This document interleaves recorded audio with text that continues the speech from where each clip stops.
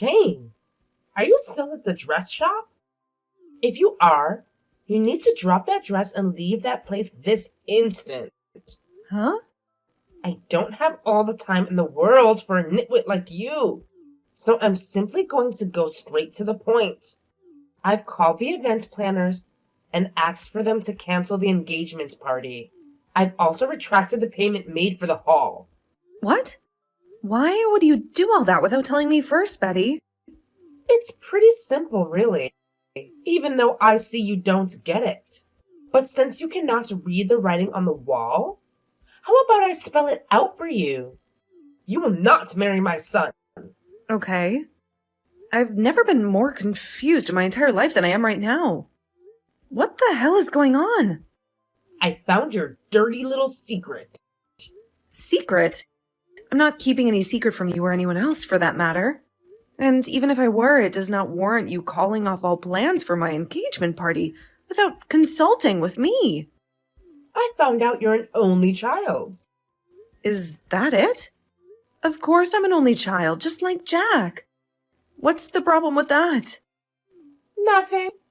Nothing. Only, I discovered that you have a single mother who had you out of wedlock. What are you doing? Stalking my life? Oh, no. And it's just a harmless little background check. And does Jack know you've been doing this? Why are you being so paranoid?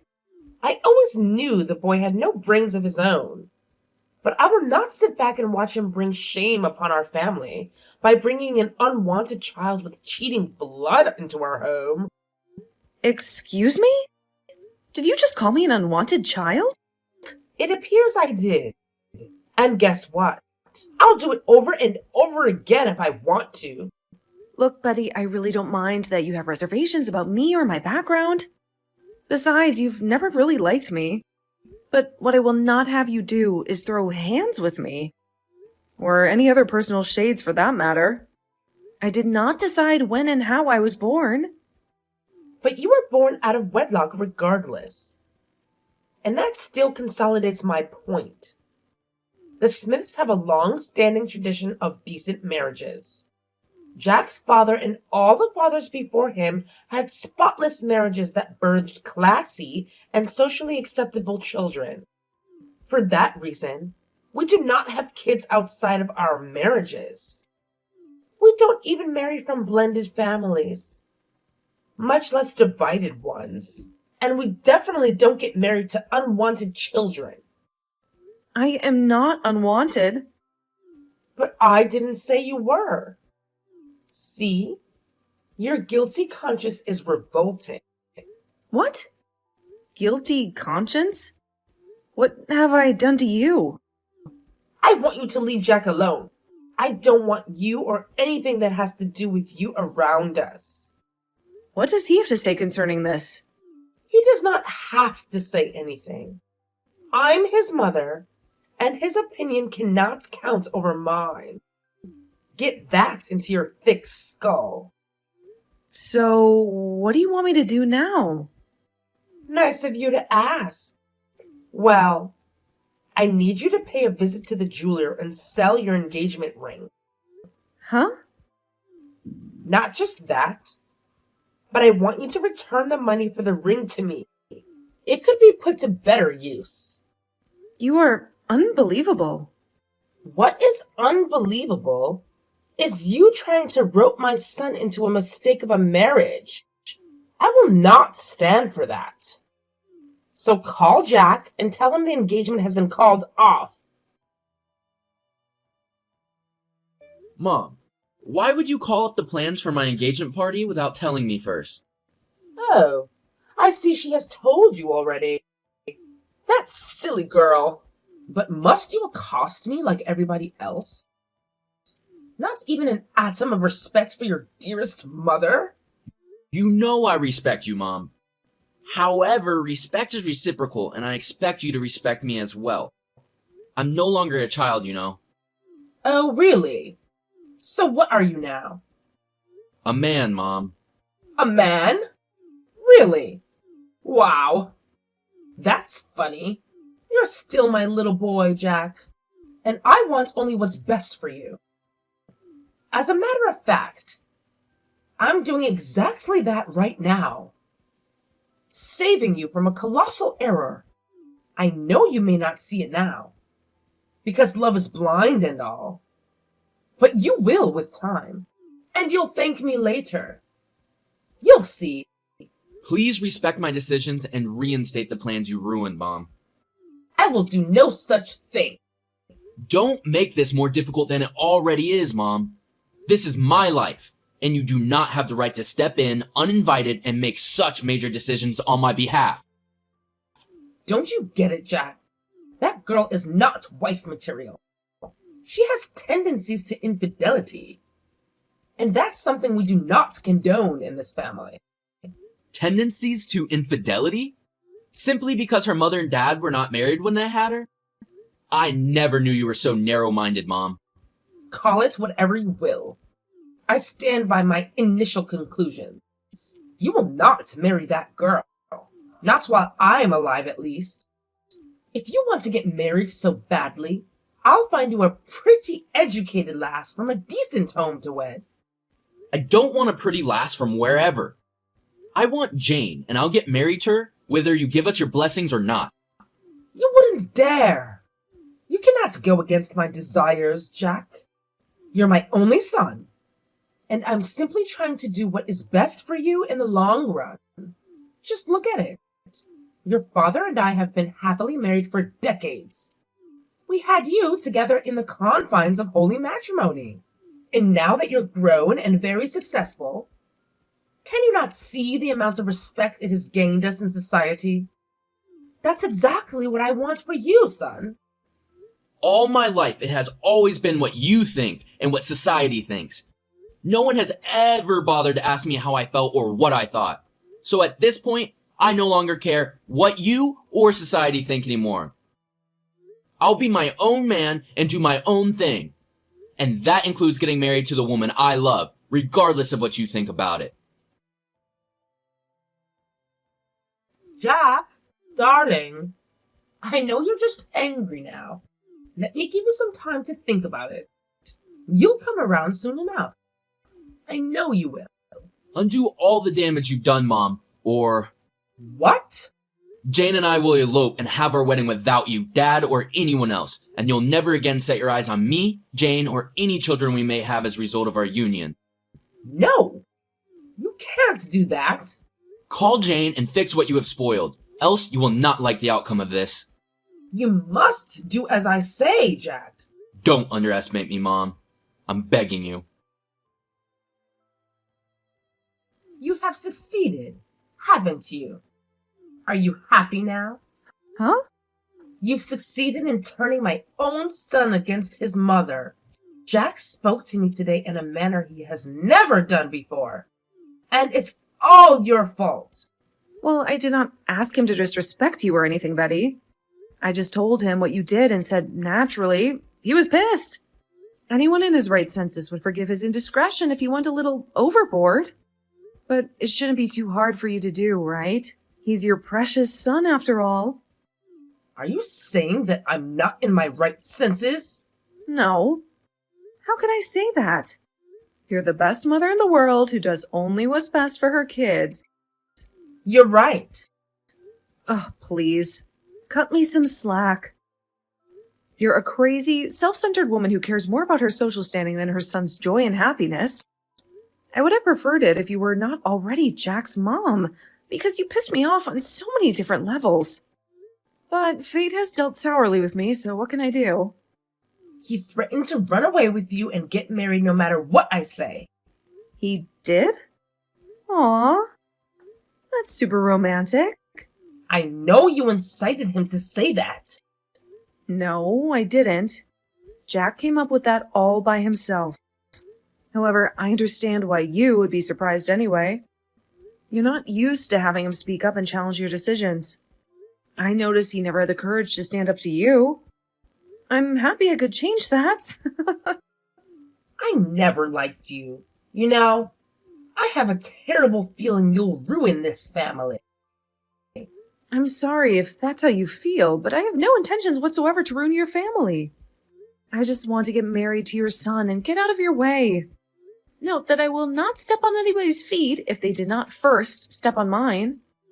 Whatever. I had to take laws into my own hands one way or another. So I came up with some measures to curb your cheating tendencies. Cheating tendencies? What are those anyway? You'll have to pay me dowry to be able to marry my son. What? Yes, $100,000. After 10 years, if you're both still married and you haven't already cheated, you'll get your money back with a 50% increase. That's $150K at the end of your decade-long probation period. That's ridiculous. How did you even come up with that? That's not all. You'll have to move me in to live with you and Jack during their probation period. I would love to keep an eye on you and make sure you're not involved in any extramarital activities, if you know what I mean. Okay, you got me. Very funny. I also want to monitor your gold digging abilities. Excuse me. The reason is simple. You were not there through the hustle and grind. You have no idea what Jack had to go through to get where he is right now. Only I was there for him. Not even his father. So I will not have you, a total stranger, surface from the blues and take up all I've worked for. Get it? Enough! Enough of all these insults! I've had it for way too long with you, only because of how much I love Jack. But this is the last straw, and I cannot take it anymore. You're all bark and no bite, Missy. You cannot stand up to me, even if you tried. Then you're in for a huge surprise. I'm not the gold digger, but the gold and Jack's life. How was that? I am his boss. What? You would know that if you had an actual relationship with your son. We met at my office, and we've been together for 6 years since then. So when you're blabbing about who was there for him, you need to know that that was me. I was involved more deeply than you can ever think of. Okay. You're his boss, and so what? It still doesn't change my mind about you. I'm also carrying Jack's baby. What the? I know Jack didn't want me to say this, but I did regardless. Because I need to get you off your high horse. We're 2 months along already, so any further delay to this wedding will mean the entire society seeing your dirty linen. Jack has finally brought shame upon us. He didn't bring any shame upon you. You did this to yourself with your barbaric ideas and beliefs. I will get married to your son, and there's absolutely nothing you can do about it.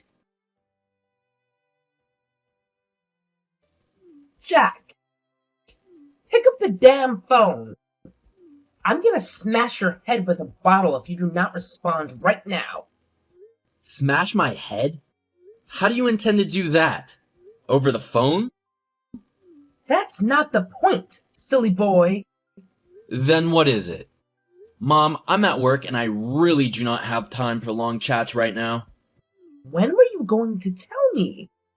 Tell you what? That Jane was your boss at work. Haha, that? I told you, don't you remember? She's the reason I have all that I do. You let me make a fool of myself by calling her a gold digger. You did what? You shouldn't have done that, Mom. That's my boss. That girl has more money than you can imagine. She doesn't need me for anything. That's why I feel so lucky to be in her life. Please tell me you're getting married to her for the money, because we need a lot of that. No! I want her because I love her. Oh, that's a bummer. Well, what about the child? She told you that? Gosh, she shouldn't have. How am I going to brag to people about having the most perfect family now? What if her morning sickness sets in on the wedding day and she throws up all over you? She'll just embarrass the entire family. Oh my god. I'm sorry about everything, Mom, but the deed is done now. We were hoping to quietly get our wedding done and travel somewhere to have our baby. But you made a fuss and ruined all of our plans. Fine, I shouldn't have made a fuss. I was only looking out for my son. But it has backfired on me now. So what do we do now? I was thinking of a small wedding instead, with only close-knit friends and family attendance. Hell no! You cannot have a small wedding. The Smiths always do events in grand style. Anything less, and people will easily figure out something is wrong. It's just crazy that I was trying to protect my son from a cheating wife. I didn't even know she was already cheating with you. You're overreacting. Mom, it is not cheating if she's doing it with me. The Smiths do not have kids outside wedlock. We'll be married before you can say Jack Robinson. So the baby will be born within wedlock. Please calm down. I'm trying, Jack. You've just destroyed the reputation I struggled for years to build. This is not about you, Mom. Anyway, I'll be taking Jane to see Dad by the weekend. Why? He said he wouldn't come home from his work trip in time for our wedding, but he offered to pay for our flight tickets to come see him. Oh, really? And he won't pay for mine? Maybe he just needs a break from all of this. All of what? Nothing, Mom, nothing. Jane says her dad is over there for a business trip as well. So we'll take the opportunity to see both of them at the same time. Oh, okay. I'm just a little tense. What if Dad doesn't like Jane? Plus, he's always been a little hard on me. What if he comes up with his own restrictions and objections to our union? He's your dad. Just go see him first. If he poses an objection, you can either concede to his demands or threaten to elope like you did earlier. Haha. Stop pulling my legs, Mom. Hi, son. Are you not home from your trip yet? I need Jane to come over to the dress shop for a fitting. You're online, Jack. Why are you not saying anything? Is something wrong? Mom, who was my father? Huh? Why would you ask me such a question? You know who your father is. If so, how is it that my father is Jane's father as well? What? How? Dad is Jane's biological father as well. Mom, what don't you understand? Smith cheated on me. He cheated on me. My whole life is ruined now. Oh, how do I tell the world? My family heritage was not a heritage after all. Will you talk now, or do I have to force it out of you? Talk about what? You're being very rude to me right now. Your mother's heart is shattered, and all you can do is threaten me? My trip with Jane was not at all what I expected, Mom. I was afraid my fiancée who was carrying my child was my sister. So we all had to take DNA tests to clear out the fog. And no one called me? There's no need to call the author of the confusion. What do you mean by that? Will you tell the truth or not? There is no need to be told, Jack. Your dad is a cheat. The DNA test results shows he's not my dad. Who is my dad, Mom? Have I been living a lie all my life? I'm sorry, Jack. I should have told you earlier. Tell me now. Yes, Smith is not your father. I cheated on him during our honeymoon trip with the bartender at the lounge of the hotel we were lodged at. What? How can you tell me that after all of these years? After I've gotten used to a life of luxury? I tried to reach out to him after you were born, but I heard he was dead. Oh no. So I decided to play along. And for all these years, Dad thought he had a son. That's why I didn't want you to marry just anyone. I kept coming up with excuses to ruin all your relationships. Because I was scared you might one day get married to your sister without knowing. But you ended up ruining my life anyway, Mom. You lied to me all my life.